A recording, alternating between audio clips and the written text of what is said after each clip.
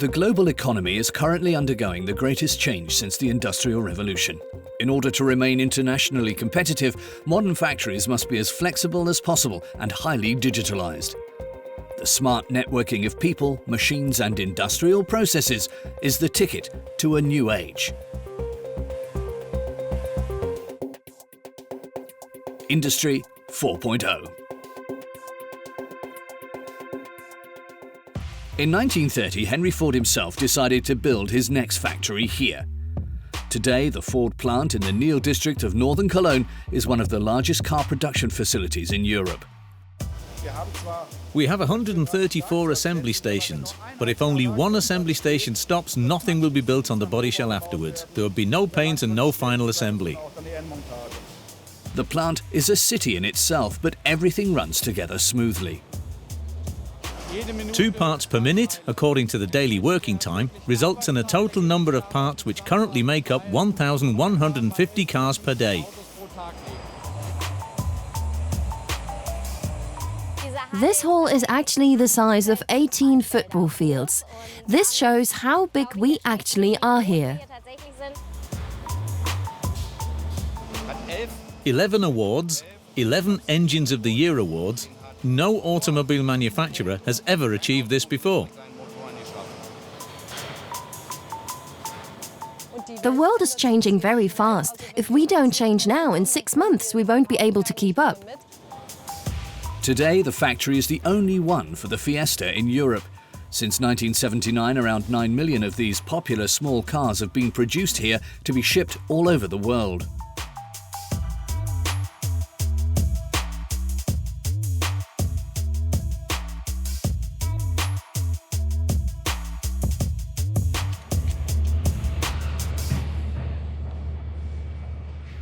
The journey from the raw material to the car begins at the goods receiving department in the pressing plant. This is where the steel is delivered from which the small cars are made. Employee Meyer Plant gets ready to unload the 30-ton steel coil. For this, heavy lifting equipment is used.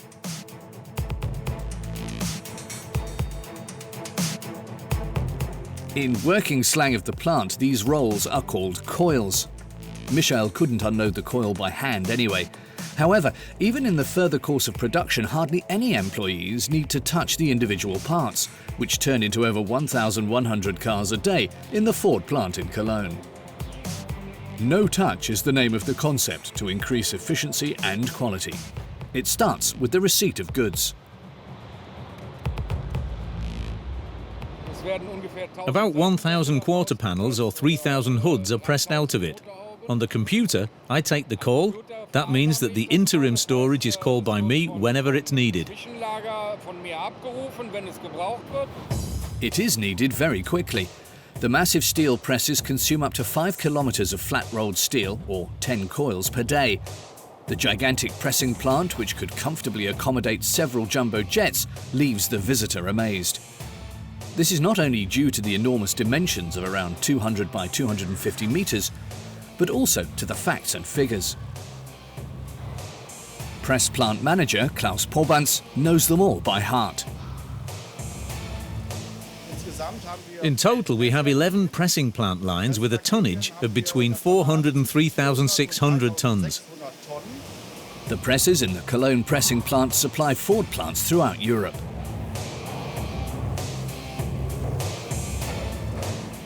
In total, 130,000 tons of steel are processed here every year. This is a huge amount, and it makes about 28 million parts. The 28 million parts are largely used in the Fiesta, which is produced here in Cologne. They also go to other plants such as Craiova in Romania, Valencia in Spain or Saarlouis. Around 16,000 employees work at the Ford facility in Cologne, but only a few of them in the pressing plant. We have a 3-shift scenario. That means we run 3 shifts a day, 15 shifts a week. We have 450 employees, not only from the pressing plant, but also from the logistics department. We've got a tool shop and a machine park as well. The tools are the huge blocks that are used to press the steel into the various part shapes.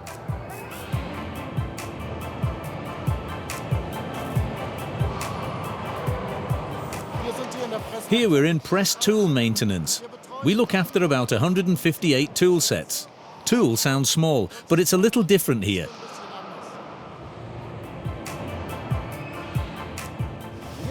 The tool change time here is 15 minutes, which is actually considered quite good in European or worldwide operations. After that, robot programs are installed, new controls are installed for tool sets, the grippers are changed, and a test run's performed. A tryout is performed to see if the first parts are okay. That the parts are processed efficiently with the well-being of the employees in mind is ensured by Sarah Gielen. The manager is convinced by the advantages of the no-touch concept. This no-touch concept ensures that a part is automatically stacked in a standard rack. It can also be automatically entered or loaded and unloaded in our system in the body shop. This is a huge advantage in efficiency. Anyone who produces as many steel parts as a car factory has to think about how best to move heavy parts from one plant to another flexibly, fast and safely. One of the biggest challenges for the car manufacturer and the real strength of this mega factory lies in the smart design of its logistics. How that is put into practice in Cologne is demonstrated by production engineer Ibrahim Chifti.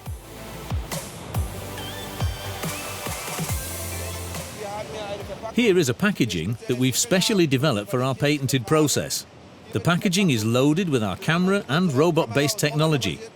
This principle is patented and was developed by us. The patent is a gift to the company. It enables us to increase the quality and production efficiency in the factory. What's special about the packaging is that we normally have simple pallet cages where the parts are placed inside at random. With this packaging, the parts are placed inside in a particular order and available at any time in the factory and can be used optimally in the further processes. We've been able to introduce additional quality controls although the parts are dispatched to the packaging automatically. The efficiency has increased because we get more parts into this packaging, and the quality has also increased because the robots always put the parts into the packaging in the same constellation. This means there's no loss of quality during packaging or removal. In the pressing plant, packaging refers to the transport systems that bring the parts from one place to another. Right next door, the packaging is prepared with laser assistance.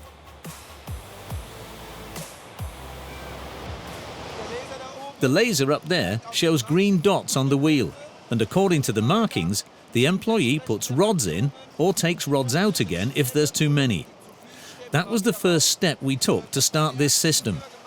In the further course of the project, we're planning to build a system that relieves people of the hard work. Optimization is carried out wherever possible at the Ford plant in Cologne. What is created here is often taken up by the entire group. The no-touch concept, which we have put into operation here and developed ourselves, is now the basis for all plants worldwide. It has now been implemented because it's a huge benefit. However, we invented it here in Cologne. And of course, we now supply all the data to our colleagues within the Ford world, because it is important that we continue to work as efficiently as possible. How the no-touch concept can be implemented successfully is shown in the next production stage. Uwe Weins is head of body shell manufacturing and is responsible for turning the parts supplied to him into car bodies. He's the master of more than 1,000 industrial robots, which also relieve people of the light parts.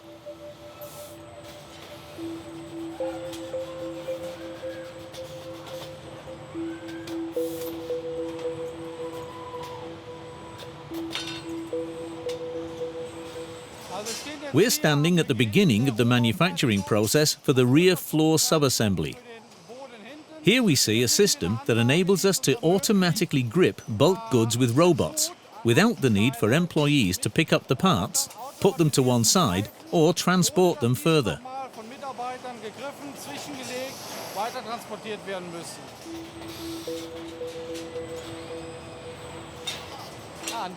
At this point, we choose a robot because the part is very well suited to being taken out of the box by a robot. This way, we relieve people of unergonomic, monotonous work, which is then taken over by the machine, and at the same time, we increase the overall efficiency when feeding the parts into the automation process.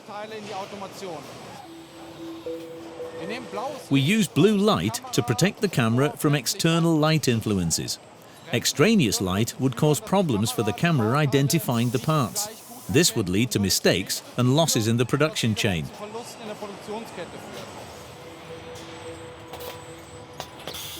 A body shell is highly automated.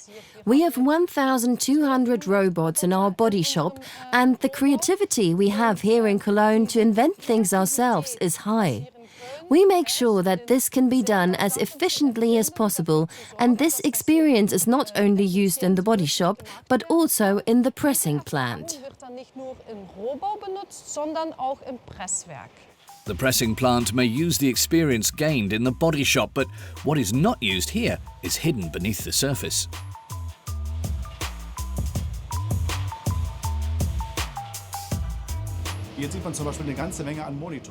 Here you can see a whole range of monitors. On the monitors you can see what's going on in the basement. There are different conveyor belts because each press line contains a conveyor belt. All of the waste that is collected here goes up into a wagon. We have about 40,000 tons of scrap or offcuts a year, and that scrap goes back to the steel maker to produce new steel. Beneath the hall is a hidden tunnel system in which conveyor belts run for kilometers. You have to imagine that we have a total area of about 50,000 square meters above and below the pressing plant. Down here are all the hydraulics, all the scrap belts. In terms of the belts, we have a length of just under 2.5 kilometers located below the press line alone. They transport all the scrap to the wagons, which then go back to the steel producers. This way, the waste parts might soon get a second chance to become a fender after all. Since 2008, we've been using green electricity on the entire site, saving 160,000 tons of CO2 per year. We have special working groups which together always consider the costs because, of course, the world is changing and the techniques are new. We're also increasing automation, and every time we put our automation into operation, we think about where the electricity comes from and what we have to do here on site to keep our costs as low as possible. Keeping costs as low as possible is the goal of almost all companies. Industrial companies therefore try to automate their processes as much as possible. This is where the AGVS helps. AGVS means Automatic Guided Vehicle System, so no person needs to control the system.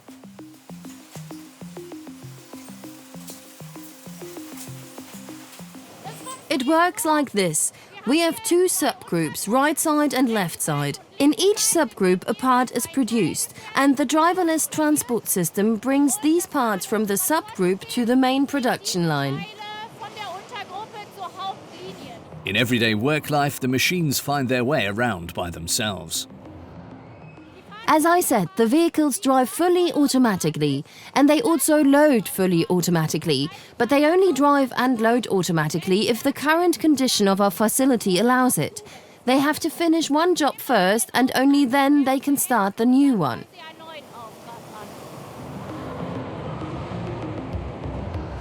Employees don't need to be afraid of the AGVS. They have all the safety features and scanners that recognize us as people and stop for us. At first, the employees were very skeptical. Depending on how often they were in contact with the vehicles, it took about 3 to 6 months for them to get used to the vehicle and its functions. Just like the AGVS, body shop boss Uwe Weins continues to make his rounds. Here we are at the so-called clamp belt, which is one of the core pieces in body shell manufacturing. And this is the first time we see the body shell actually taking shape. The frame was equipped with an RFID chip shortly before. Since the RFID on the vehicle carries all product information, the system knows which vehicle is to be built next by reading it out.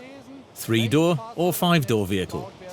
The robots are then controlled accordingly and pick up the sidewalls.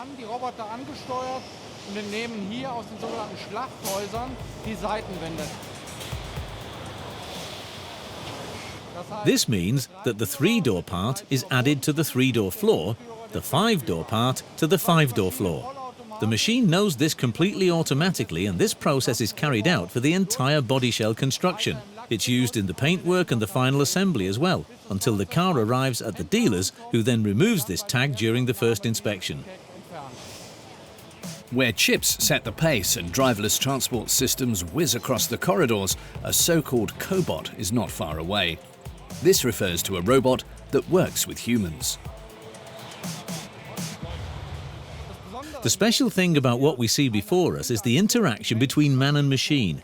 The employee is protected by sensitive sensors built into the robot. And here, for the first time, we have the possibility for a robot to carry out its tasks unprotected, without a fence, and in a very confined space together with the employee. His colleagues get along well with the robot. His name is Uncle Manfred. Uncle Manfred does the gluing. I actually work with him. When I do my job, he does my prep work. And it fits. We meet right in the middle. That's a good thing. I don't get covered in glue, I'm clean, and that's worth a lot. No glue on my gloves, and that's a good thing.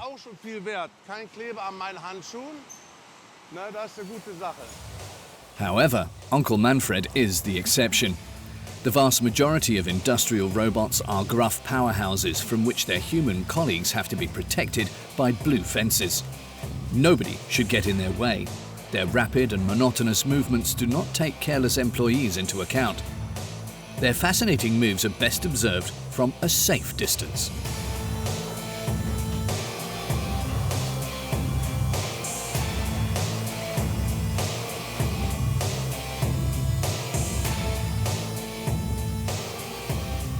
In the meantime, Uwe has reached the soldering section. Here, the roof and sidewalls are inseparably joined together. The lasers are so powerful that they are too dangerous for human eyes and must be concealed in a protective chamber. The automatic conveyor system conveys up to 50 car bodies per hour along the line to the soldering cabin, which resembles a garage.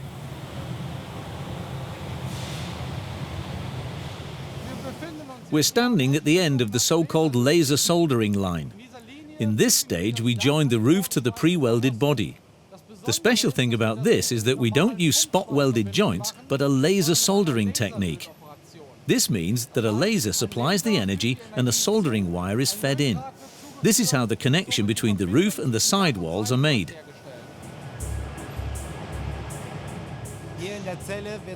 In the cell, the roof is soldered to the sidewall. So, why laser?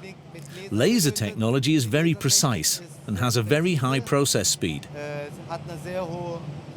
With laser soldering, thin, smooth seams are achieved, which you can see on the car afterwards.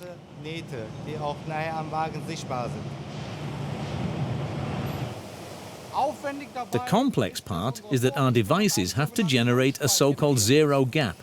This means that the gap between the roof and the sidewall must be close to zero to within 1/10 of a millimeter. The big advantage of laser soldering is that the overall structure of the body can be kept much stiffer than with regular spot welding.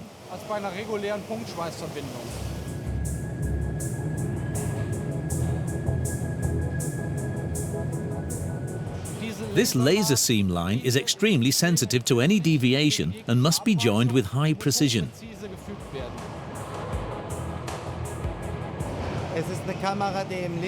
There's a camera incorporated in the laser head.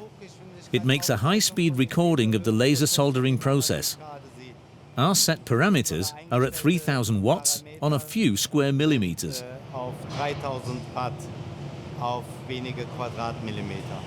It's like concentrating the full energy of 50 domestic light bulbs on one point.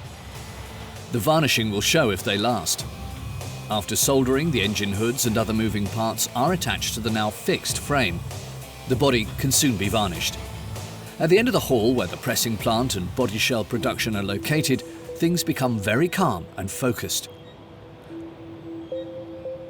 Random samples are taken in the measuring laboratory to check whether the components meet exact specifications.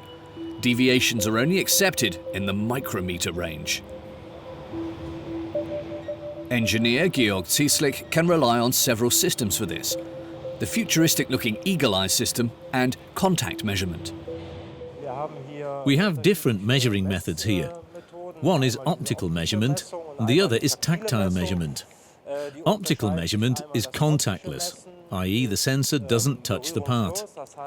Tactile measurement has a measuring tip that moves up to the component and scans it in order to generate data that we have in the measuring machine's coordinates system.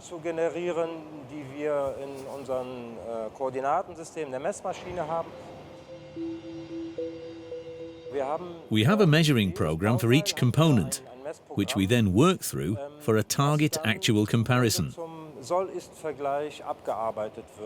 If the eagle eye or the tactile measuring instrument find deviations that exceed certain tolerances, the production process is examined.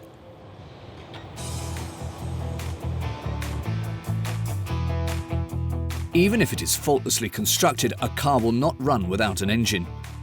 Conveniently, it's built right next door. Around 500 employees work in 3 shifts to produce the heart of the small car.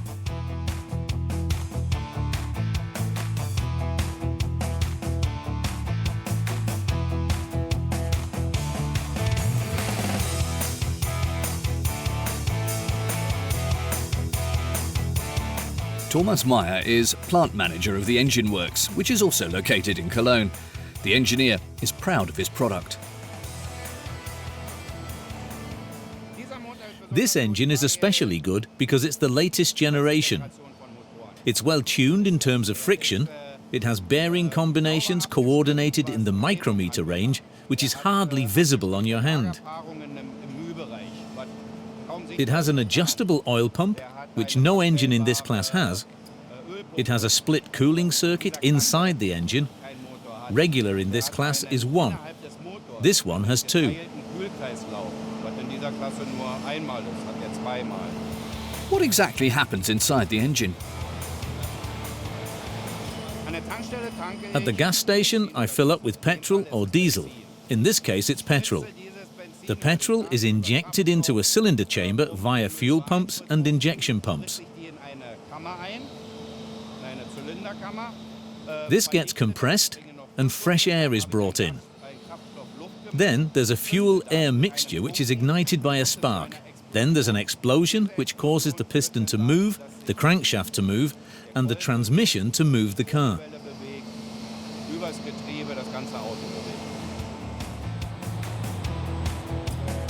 The parts come either from other Ford plants or from suppliers, although not yet ready for installation. If the engine works, almost every part is worked at before it is installed. For example, each individual crankshaft must be precisely balanced. Meyer explains why.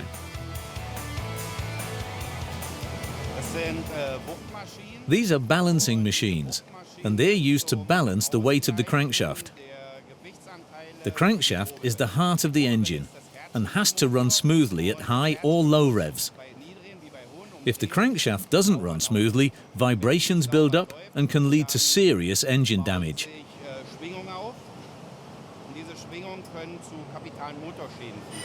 A practical example. In the army, it's forbidden for many people to march in step over a bridge. The bridge can start to vibrate, and the vibration can destroy the bridge. In this case, it's the same. If there's an imbalance, a harmonic vibration builds up, and this can lead to serious engine damage. Therefore, you have to drill off certain weight proportions. This is then called balancing.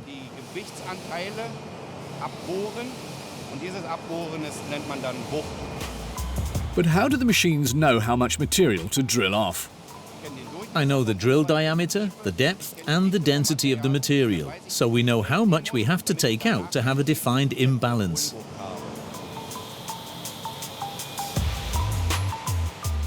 The finely balanced crankshafts, the heart of the engine, are now ready for installation, but before the 2,000 individual parts become an engine, they pass through around 50 production steps.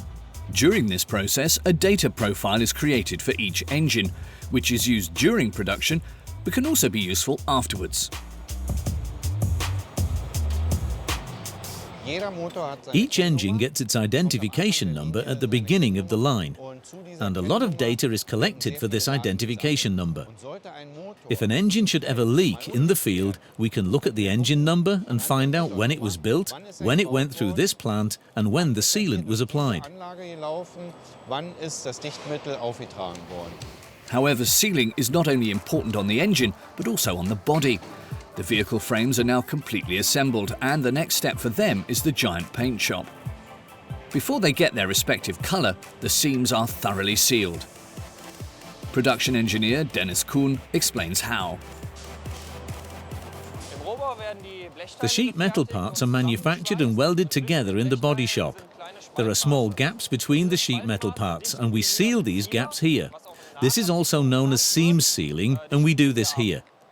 We have 20 robots distributed over 2 lines. The body enters the line and is measured precisely by a camera system. This data is then transmitted to the robots.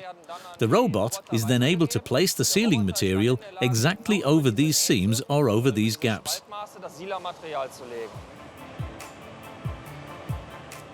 Altogether, we build a total of 70 units per hour on both lines. After the automatic line, we have another employee area. The employees check the seams done by the robots, finish some of them, and then lay additional seams, especially in areas which are difficult to get to, like in the door areas. Before the seams were sealed, the frames were only given a primer coat. This area is the last production step in which they are not yet assigned a specific order.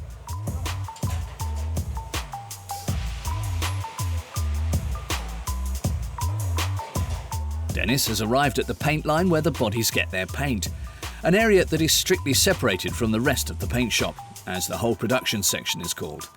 Only now, on the paint line, are the car bodies given an identity.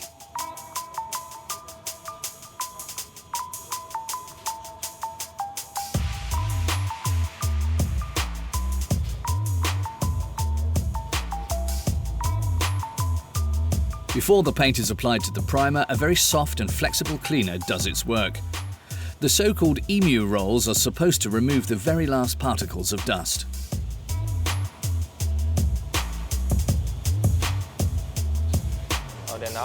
The name comes from the fact that the system is equipped with feathers from the EMU.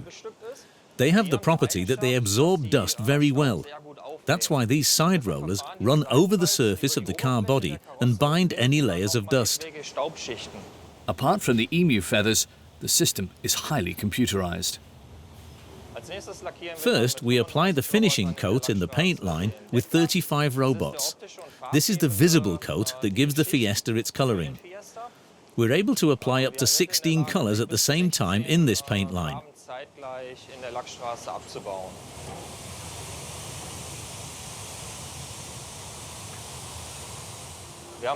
We have an intelligent car body control system, which specifies the colors as the bodies enter the paint line, depending on the subsequent clear coat which is then applied.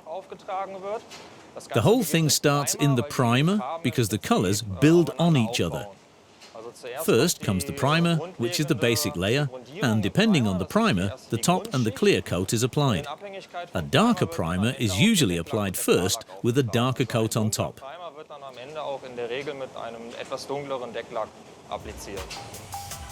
The 2 employees can breathe in without concern despite the nearby paint spraying facilities.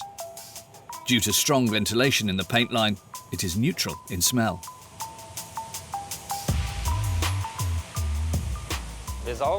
Basically, we suck in fresh air from the outside, which is conditioned and also humidified.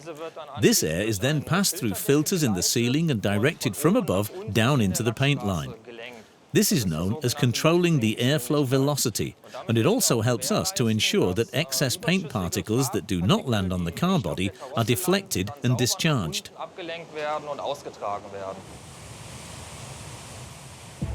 In Thomas Meyer's workshop, the engines are now fully assembled and ready for the black light test. That is, the examination with black light. Will they find a leak?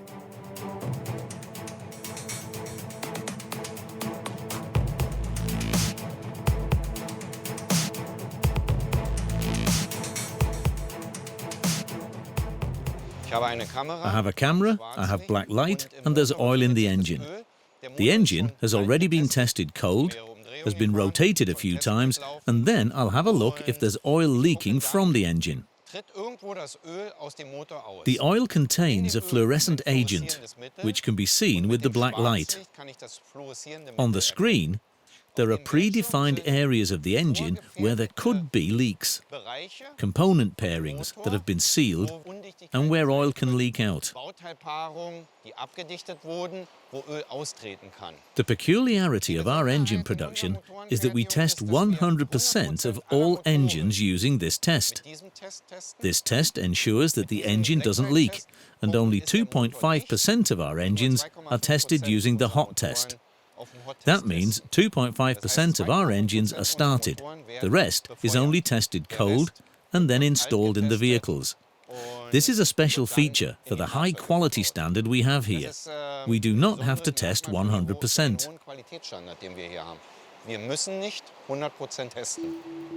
Quality inspector Thomas Biller is responsible for the samples taken from production. He carries out the hot test or the hot run, and that too begins in the dark.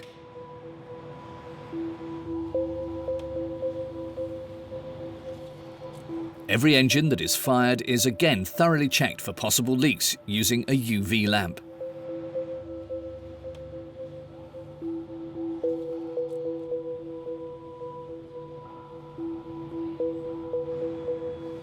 If Thomas doesn't find anything, the hot run can begin.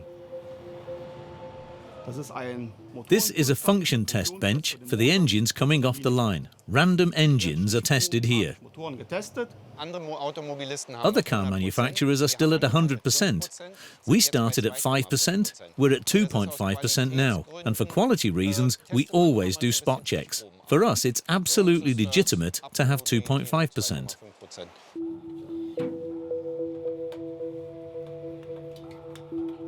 Thomas makes final preparations.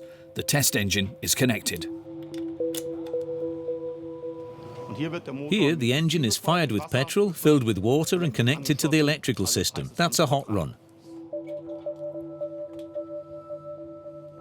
A lot of experience is needed for the job. There are various things Thomas has to pay attention to. I'm examining the engine to see if there are any faults. For example, is there a leak during the test run? Does the engine make any noises, any rattling, or does it function faultlessly?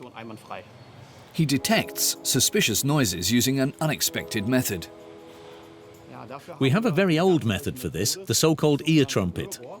When I put it on the engine, I hear different noises. You have to be trained for this.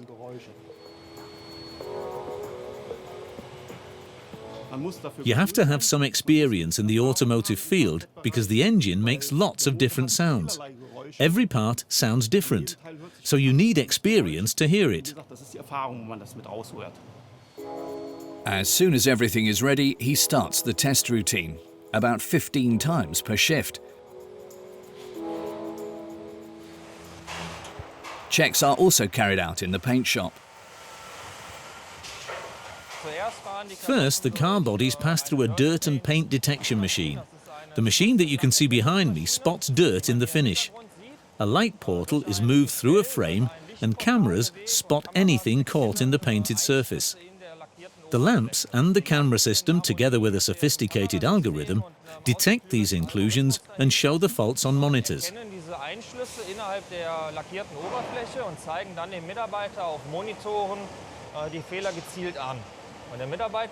The employee will then rework the defects while the process is running. Here, every flaw in the paintwork is discovered nowadays, however, mainly by cameras. In the past, the employees had to find the errors themselves. This has now been made easier for them with this system. This means they can spend more time processing the faults and less time looking for and finding them.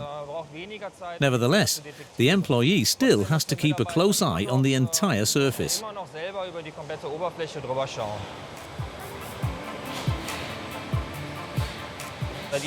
The system itself stores the errors associated with the car body and outputs them line-tracked with the car body on the conveyor belt.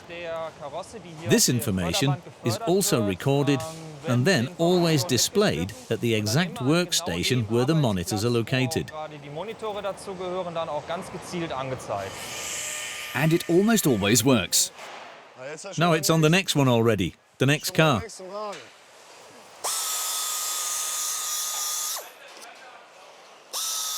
Under the light, which clearly highlights anything that's uneven, the cameras on the ceiling detect spots that are only a few millimeters in size.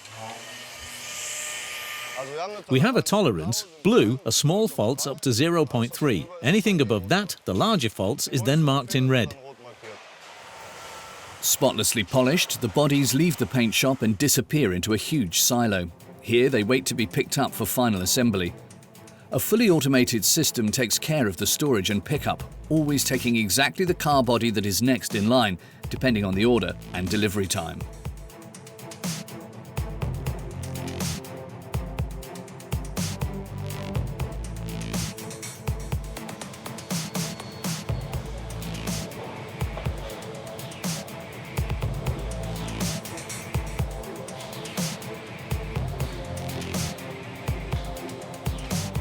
Betty Otto is one of two people who coordinate the final assembly at the Ford plant in Cologne. We are responsible for safety at work, for the quality of our Ford Fiesta and, of course, for the number of units we have to produce here every day. By this I mean that we produce an unbelievable 1,150 vehicles per day via two parallel systems with a cycle time of 82 seconds. This means that we have two Fiestas coming off the assembly line here every 82 seconds. To be able to handle these quantities systematically, Betty and her team need one thing above all else: space.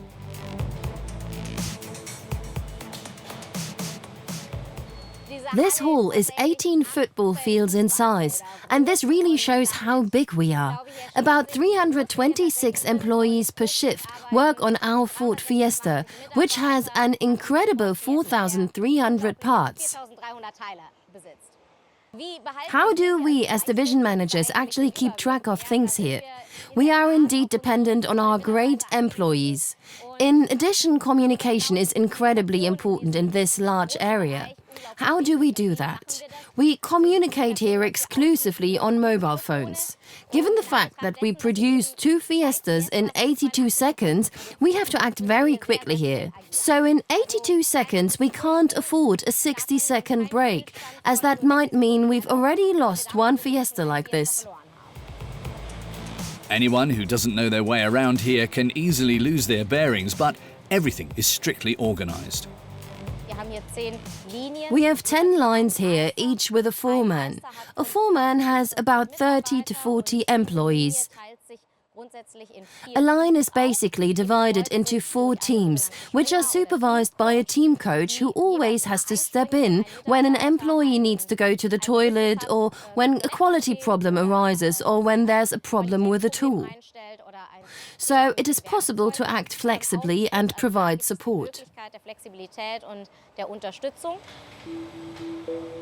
The employees also get support from a computer, more precisely from a touch screen on which they can complete a virtual training session directly at their workplace. All the stations in the final assembly and all the required actions follow a set logic. This is clearly explained in short 3D tutorials. Hier ist ein virtuelles Training. Hier siehst du im Video jeden einzelnen Arbeitsschritt, den du durchführen musst. Next week I'm supposed to learn a new job. Before that I was shown virtually which movements I have to do there. If I want to learn a new job and develop my skills further, I ask the foreman if that's okay. If he gives me the okay, we train this virtually first and then at the workplace. And in an emergency, it can also happen that I have to step in. Every employee can go to the touchscreen to acquire the knowledge they need.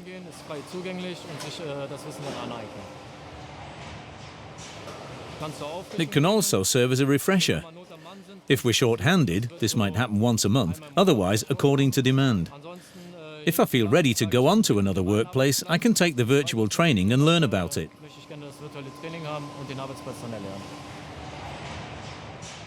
Employees already know their own work steps, but we need them to be flexible.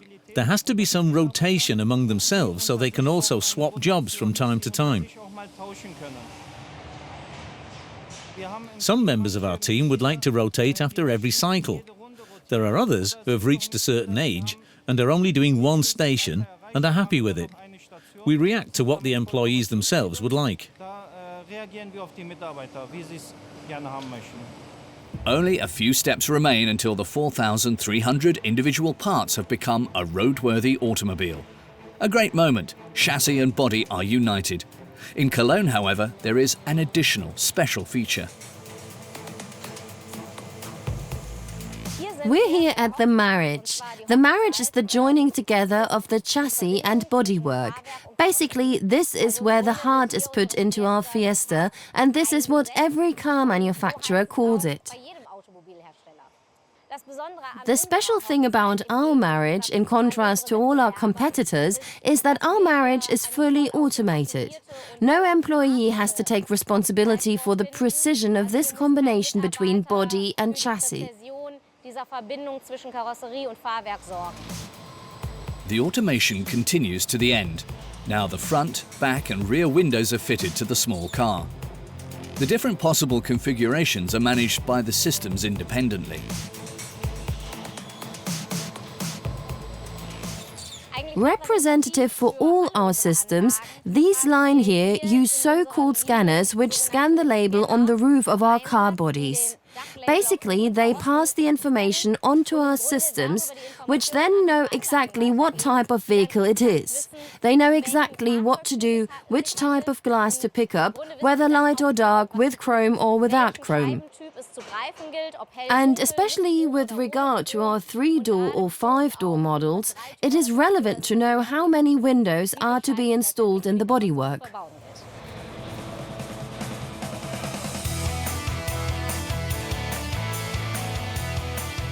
Equipped with the right set of windows and married to the chassis, the car is now fitted with the wheels. Then it's completed. Since the coil was delivered to the press shop, it has taken 12 hours to get the Ford standing on its own axles for the first time. But finished? Not quite.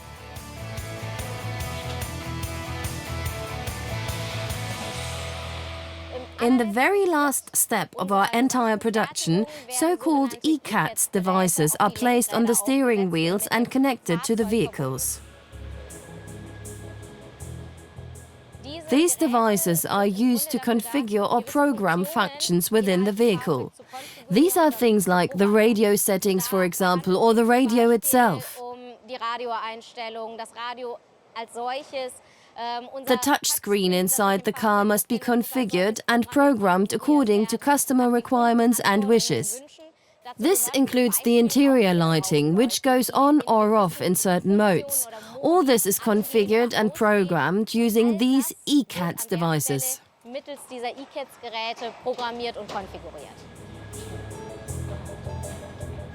However, there is also one thing that is indispensable in final assembly.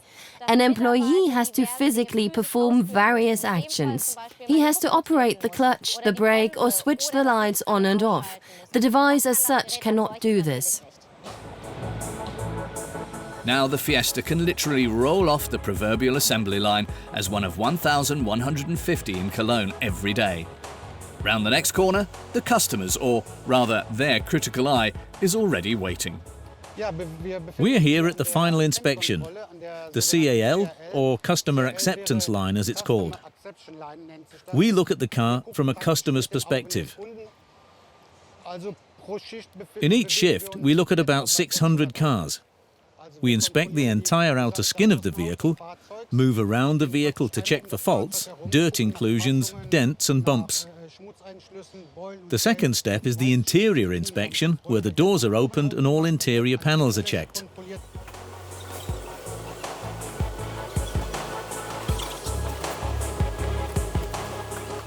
I'm always happy when we check a car and it's turned out well, because then the customer's happy, and we all benefit from it.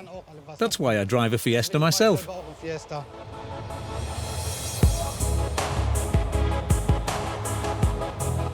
In 1932, the first vehicle rolled off the production line in Niehl.